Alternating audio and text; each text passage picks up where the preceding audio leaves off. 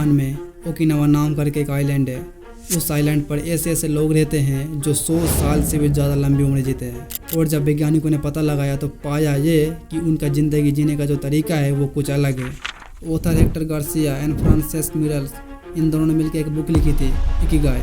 ये international best seller book है। इस बुक में ऐसे ऐसे प्रिंसिपल्स बताए गए हैं जिन्हें ओकिनावा आइलैंड के लोग यूज़ करते हैं और लंबी और खुशहाल ज़िंदगी जीते हैं। ये प्रिंसिपल्स इतना पावरफुल है कि अगर कोई भी बंदा या बंदी इसे यूज़ करना चालू कर दे तो वो भी ओकिनावा आइलैंड के लोगों की तरह लंबी और खुशहाल ज़िंदगी पा सकते हैं। अगर आपके पास थोड़ा सा भी वक्त है तभी इस वीडियो को देखें, वरना मत देखें, क्योंकि अधूरा ज्ञान कोई काम का नहीं। और मैं जब भी ज्ञान की बातें बोलता हूँ तो सब रिसर्च करने के बाद ही बोलता हूँ। ये वीडियो लंबी हो सकती है, पर यह वीडियो से आप अपनी ज़िंदगी को पूरी तरह पलट सकते हो, ये गारंटी मेरी है। तो आइए जानते हैं वो कौन कौन से प्रिंसिपल्स है जो ओकिनावा के लोग यूज़ करते हैं। 7 प्रिंसिपल्स बताऊंगा, ध्यान से सुनना। Principle number 1, Ikigai, reason for living. Ikigai का मतलब क्या है? इकिगाई का मतलब है लाइफ में आपका पैशन। जापान के लोग पहले अपना पैशन ढूंढते हैं, फिर उसका पैशन मिल जाने पे उस पर जुड़ जाते हैं। ऐसा करने से उसको कोई चिंता नहीं होती, कोई स्ट्रेस नहीं होती। इससे वो लंबी ज़िंदगी जी पाते हैं। बहुत से लोग जॉब करते हैं, वो कभी खुश नहीं है। पता है क्यों? क्योंकि वो ज़बरदस्ती की जॉब कर रहे हैं। मान लो आपको एक फिल्म डायरेक्टर बनना है और आप अपने पेरेंट्स के प्रेशर से डॉक्टर बन भी जाते हो, तो क्या आप कभी खुश रह पाओगे? बिल्कुल भी नहीं। हो सकता है सारे रिश्तेदार, सारे दोस्त, फैमिली सब आपका इज्जत करेंगे, सम्मान करेंगे, अच्छा बोलेंगे, पर आपके अंदर पूरी ज़िंदगी दुख रहेगा कि मैं फिल्म डायरेक्टर क्यों नहीं बना। इसलिए इकिगाई ढूंढना बहुत ज़रूरी है। और ये इकिगाई यानी पैशन ढूंढना इतना आसान काम भी नहीं है। इस बुक में ऑथर इकिगाई ढूंढने के 4 स्टेप्स बताए हैं जिससे आप अपना पैशन ढूंढ सकते हो। Step number 1, what you love. आज तक ऐसा कोई काम मिला है जिस पर आप बिना थके, बिना रुके घंटों घंटे बिता सकते हो? ऐसा काम जिसे करने में आपको मज़ा आता हो, टाइम का पता भी नहीं चलता कि कब टाइम निकल जाए। ये कुछ भी हो सकता है, फोटोग्राफी, कुकिंग, बच्चों को पढ़ाना, कोडिंग, पेंटिंग, गार्डनिंग, कुछ भी हो सकता है, ये मुझे भी नहीं पता। इसलिए कोई ऐसा काम करो जिससे आपका दिल लगता हो, बोरिंग फील ना हो, मज़ा आए करने में। इससे आपको बहुत खुशी मिलेगी। Step number 2, what are you good at. ऐसा काम जिस पर आप बहुत अच्छे हो। ऐसा कौन सा काम है जिसे आप बहुत अच्छे से कर लेते हो, जिस पर आप एक्सपर्ट, निपुण हो? किसी को अच्छी सलाह देना, किसी को किसी चीज़ पे अच्छे से गाइड करना, या फिर अच्छा मजाक कर लेना, या फिर अच्छा चाय बना लेना। मायने ये नहीं रखता कि काम क्या है, मायने ये रखता है कि आप किस चीज़ में एक्सपर्ट हो। Step number 3, what the world needs. ये देखो कि दुनिया को किस चीज़ की ज़रूरत है। स्टीव जॉब्स को लगता था कि लोगों को गाने सुनने के लिए एक अच्छा इंस्ट्रूमेंट की ज़रूरत है, तो आईपॉड का जन्म हुआ।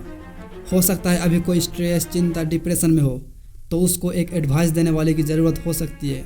कुछ भी हो सकता है, ए से लेकर जेड तक कुछ भी हो सकता है। बस आपको ढूंढना है और उसे करना है। Step number 4, what you can be paid for. ऐसा काम जिसके लिए लोग आपको पैसा पे करें। इससे आपको खुशी मिलेगी और आप हमेशा खुश रहेंगे, और इसकी वजह से आप बिना चिंता, बिना स्ट्रेस के लंबी और खुशहाल ज़िंदगी जी पाओगे। तो ये थे 4 steps, what you love, what are you good at, what the world needs, what you can be paid for. आप आते हैं प्रिंसिपल नंबर 2, फॉलो। वक्त को आसानी से काटें। अगर मैं आपको कहूँ कि अपने हाथ को आग के ऊपर रख दो तो आपको 1 मिनट भी घंटों जैसा लगेगा, और अगर आप अपने लवर के साथ बैठोगे तो आपको घंटों भी मिनटों की तरह लगेगा। बहुत सारा वक्त पल भर में ही बीत जाता है, इसको ही फ्लो कहा जाता है। सीधी सीधी बात बोलता हूँ, आप प्रोफेशन ऐसा चुनो जिसमें वक्त का पता ही ना चले और मज़ा ही बहुत आता हो। ऐसे में आपको अपना काम बोझ नहीं लगेगा। यही आपका इकिगाई है। जापान के लोग ऐसे हैं कि जब उन लोगों को अपना इकिगाई मिल जाता है तो वो उस काम में इतना डूब जाते हैं कि अगर किसी का इकिगाई झाड़ू लगाना भी हो तो वो उस काम को इतना शिद्दत से करते हैं कि वो अपने काम को देखकर ही खुश हो जाते हैं, और देखने वाले भी उसको देखकर खुश हो जाते हैं। वहाँ के लोग अपने अपने प्रोफेशन में सब खुश रहते हैं, कोई किसी का छोटा और बड़ा नहीं बोलते। यही वो सीक्रेट है जो जापान को एक सुपर पावर देश बनाता है, क्योंकि वहाँ के हर व्यक्ति अपने अपने प्रोफेशन और पैशन बनाते हैं। वहाँ के हर व्यक्ति अपने अपने काम में बेस्ट देते हैं। प्रिंसिपल नंबर 3, हरा हचीबू, यानी कि कम खाना। खाना उतना ही खाना चाहिए जिससे आपका पेट 80% भर जाए। जापान के लोग कभी भी ओवर ईटिंग नहीं करते। कम खाने से डाइजेस्टिव पावर बढ़ जाता है, जिससे भोजन को अच्छे से पचाने में हेल्प करता है, और इससे जापान के लोग जल्दी बीमार नहीं पड़ते। और एक मुद्दे की बात, जापान के लोग ग्रीन टी बहुत ज़्यादा पीते हैं। इससे एंटीऑक्सीडेंट मिलता है और ये डीएनए को डैमेज होने से बचाता है, जिसकी वजह से जल्दी बुढ़ापा नहीं आता। Principle number 4, Morita therapy. Stress को दूर रखें। स्ट्रेस इंसान की उम्र को आधा कर देता है। आज के भागदौड़ जिंदगी से हर कोई स्ट्रेस और चिंता में है। किसी को जॉब छूटने का टेंशन, किसी को स्टार्टअप और बिजनेस का टेंशन, और स्टूडेंट्स को स्कूल और कॉलेज की पढ़ाई की टेंशन। और ये बात जापान के लोग अच्छे से जानते हैं कि स्ट्रेस आदमी की ज़िंदगी को आधा कर देता है। इसलिए जापान के लोग मोरिता थेरेपी का पालन करते हैं। मोरिता थेरेपी एक तरह का मेडिटेशन है। ये मेडिटेशन कैसे करते हैं आइए जानते हैं। इससे आपकी सारी समस्या दूर हो जाएगी। पहले आप शांत जगह पर आराम से बैठ जाए। इसके बाद आंखें बंद करके आपके जितने भी दुख है, जितने भी इमोशंस है, सबको एक्सेप्ट करो। उसके बाद पॉजिटिव सोचो। ये पॉजिटिव विचार आपके जो नेगेटिव थॉट्स है सबको पॉजिटिव थॉट्स पे रिप्लेस कर देंगे। मान लो अगर आपको किसी से झगड़ा हो गया है, सोचो कि ठीक है झगड़ा हो चुका है, इससे मेरा मूड ख़राब हो चुका है, लेकिन मैं अब इसके बाद और झगड़ा नहीं करूँगा, मुझे इससे बचना है। और इसके बाद ये बोलो कि मैं उसे माफ़ करता हूँ और ख़ुद को भी माफ़ करता हूँ। इसी तरह से ये मेडिटेशन करते हैं। इससे आपका स्ट्रेस ख़त्म हो जाएगा। लेकिन अगर आप इसकी जगह ये सोचते हैं कि मैं उससे बदला लेकर ही रहूँगा, तो इससे आपका स्ट्रेस कभी भी दूर नहीं जाएगा। इससे आपको और भी गुस्सा आता रहेगा। इससे आपकी उम्र पर असर पड़ेगा। जापान के लोग हर दिन मोरिता थेरेपी से दिन भर के जितने भी गलत चीज़ें हैं सबको एक्सेप्ट करते हैं और अगले दिन से नए ज़िंदगी की शुरुआत करते हैं। इसलिए आप भी ये थेरेपी ज़रूर अपनाएं।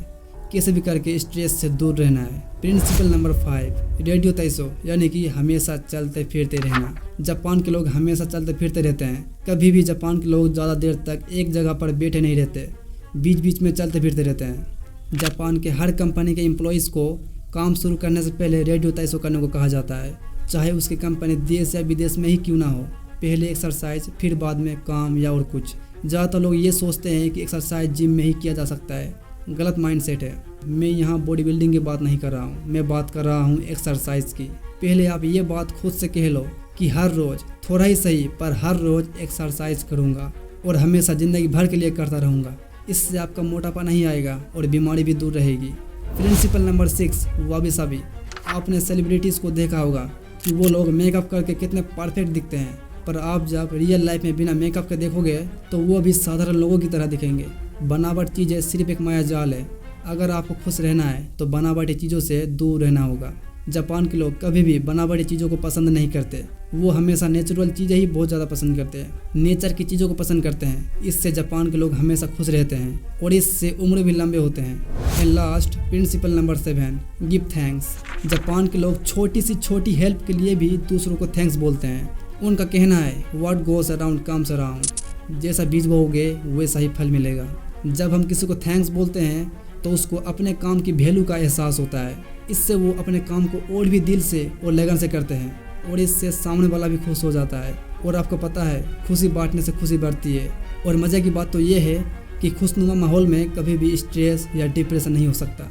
इसलिए धन्यवाद कहना सीखो, लोगों को भी और नेचर को भी।